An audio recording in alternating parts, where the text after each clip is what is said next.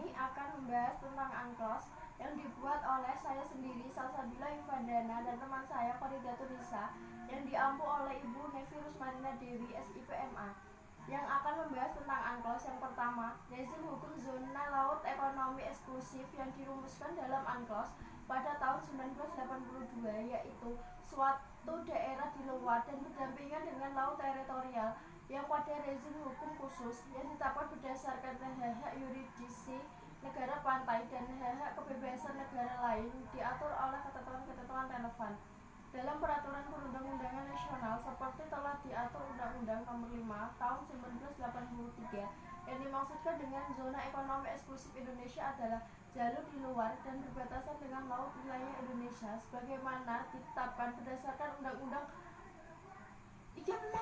wilayah laut telah menjadikan Indonesia sebagai salah satu negara pantai yang kaya akan potensi sumber kekayaan alam, baik sumber hayati maupun non-hayati, khusus zona ekonomi eksklusif. Dengan telah diratifikasinya konvensi tentang UNCLOS pada tahun 1982, yaitu melalui Undang-Undang Nomor 17 Tahun 1985 tentang pengesahan UNCLOS pada tahun 1982, maka Indonesia sebagai negara kepulauan baru mampu menampung kepentingan internasional yang berkaitan dengan kedaulatan maupun hak berdaulat. Hal ini mengakibatkan berlaku hukum nasional juga berlaku hukum internasional.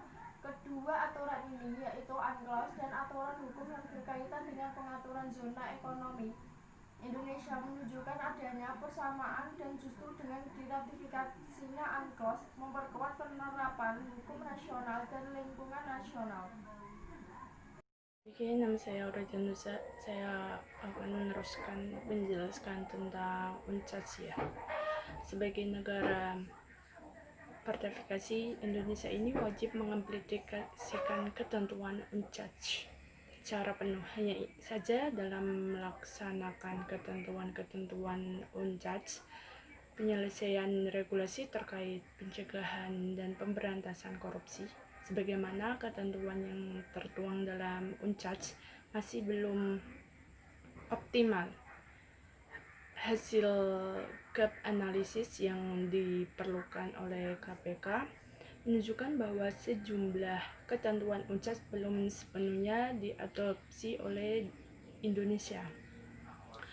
Untuk lebih meningkatnya berbagai upaya pencegahan dan pemberantasan korupsi yang sejalan dengan UNCLOS, pemerintahan Indonesia telah berhasil menetapkan bahwa kebijakan terkait upaya pencegahan dan pemberantasan korupsi melalui beberapa peraturan yaitu Inpres nomor 5 atau 2004 tentang percepatan pemberantasan korupsi. Dan hal tersebut juga tentang rencana aksi pencegahan dan pemberantasan korupsi dan pemberantasan korupsi tahun 2012. Dengan kewajiban pemberantasan tidak pidana korupsi itu bukan hanya terletak pada pundak aparat penegak hukum, bukan pula menjadi tanggung jawab jajaran pemerintahan semata. Namun kewajiban pemberantasan tidak pidana korupsi itu juga menjadi tanggung jawab masyarakat Indonesia secara keseluruhan. Untuk itu, upaya pencegahan dan pemberantasan korupsi memerlukan partisipasi semua komponen bangsa.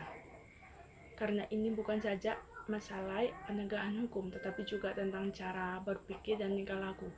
Dengan kata lain, korupsi juga merupakan masih sosial dan budaya. Dan perkembangan tindak pidana korupsi di Indonesia ini baik dari sisi kuantitas maupun sisi kualitas. Di bahasa ini dapat dikatakan bahwa korupsi tidak lagi merupakan kejahatan biasa, akan tetapi sudah merupakan kejahatan yang sangat luar biasa, mengingat kompleksasi serta efek negatif. Untuk itu dalam memberantaskan diperlukan upaya dengan cara-cara luar biasa juga. Diakui korupsi sebagai transnational crime, maka pemerintahan Indonesia berkomitmen untuk pemberantasan korupsi bersama negara-negara di dunia. dibuktikan dengan meratifikasi Konvensi Perserikatan Bangsa-Bangsa menentangkan korupsi. Demikian yang kami jelaskan. Wassalamualaikum warahmatullahi wabarakatuh.